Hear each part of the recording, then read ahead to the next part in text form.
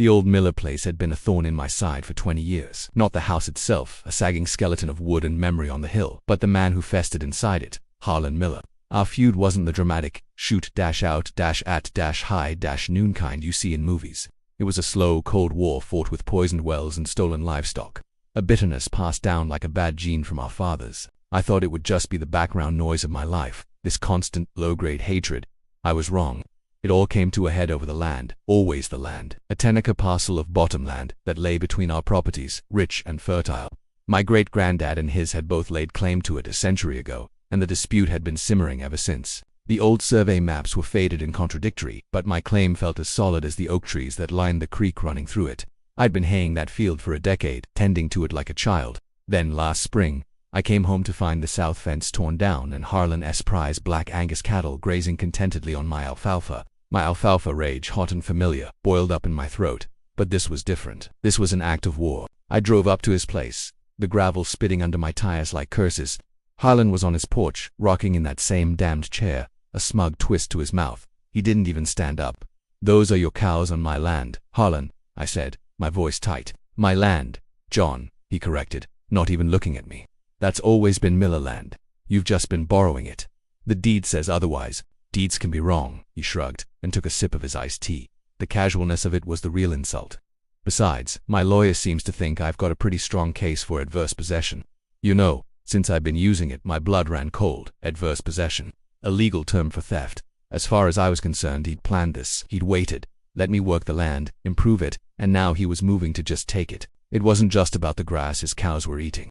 It was about erasing me, proving that the Cobbs were, and always would be, lesser than the Millers. The lawsuit was long, expensive, and dirty. Harlan produced a forged addendum to an old property agreement. He had a cousin on the county zoning board who suddenly found irregularities in my grandfather's original plot. My savings drained. My wife's worried face became a permanent fixture in my life, and the stress was a constant grinding stone in my gut. I lost. The judge, an old friend of the Miller family, ruled in Harlan's favor. The day the papers were finalized, I stood at the new fence Harlan had erected, a shiny, insulting barbed wire thing.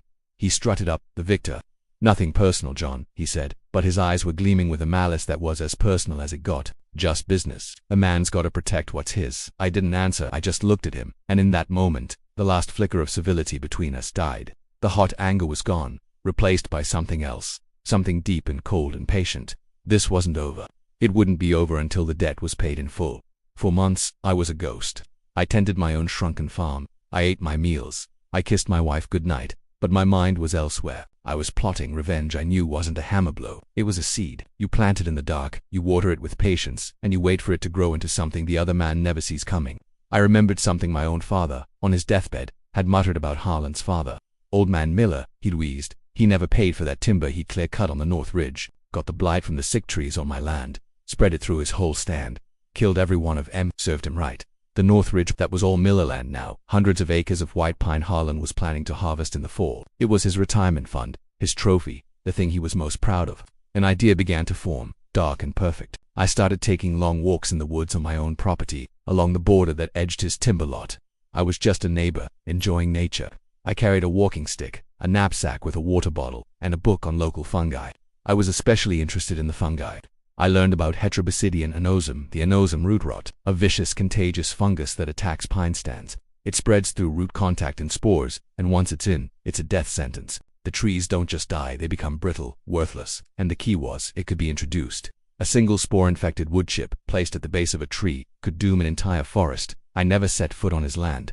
Not once. But the wind, you see, the wind doesn't respect property lines. On a still, damp evening in late May, I stood on my side of the fence, where a stand of my own pines, already looking sickly from a blight I'd encouraged, bordered his thriving, arrogant forest. I took out my hatchet and I spent an hour carefully, quietly, chipping away at the base of one of my own blight-ridden trees, creating a pile of fresh, damp wood chips saturated with the rot. I then used a long forked stick to push and flick the pile, chip by chip, over the fence line, scattering them at the roots of his beautiful, healthy pines. It was a small act. It took less than 10 minutes. There was no drama, no confrontation. Just me, the mosquitoes, and the quiet sound of infected wood chips settling onto his soil.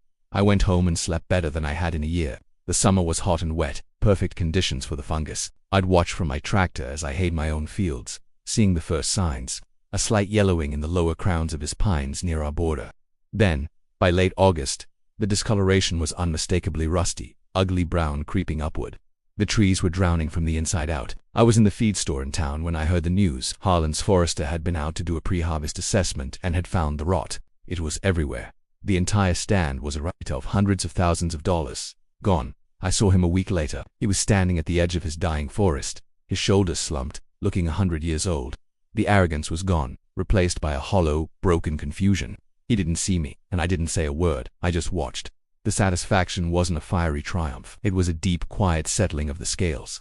He never knew what hit him, or who. He probably blamed bad luck, a twist of fate, but I knew. I had taken from him what he had taken from me, his legacy, his future, his pride. I hadn't raised a hand to him, but I had destroyed him all the same. He moved away 6 months later, a broken man selling a ruined property for pennies. I bought the Miller place. I tore down the old house and let the land go back to wild. Sometimes I walk up there and stand in the clearing where the house used to be, looking out over the fields, my fields, all the way to that ridge of dead, gray pines. They say living well is the best revenge, but they're wrong. The best revenge is knowing you were the storm they never saw coming, and that the wind always collects its debts.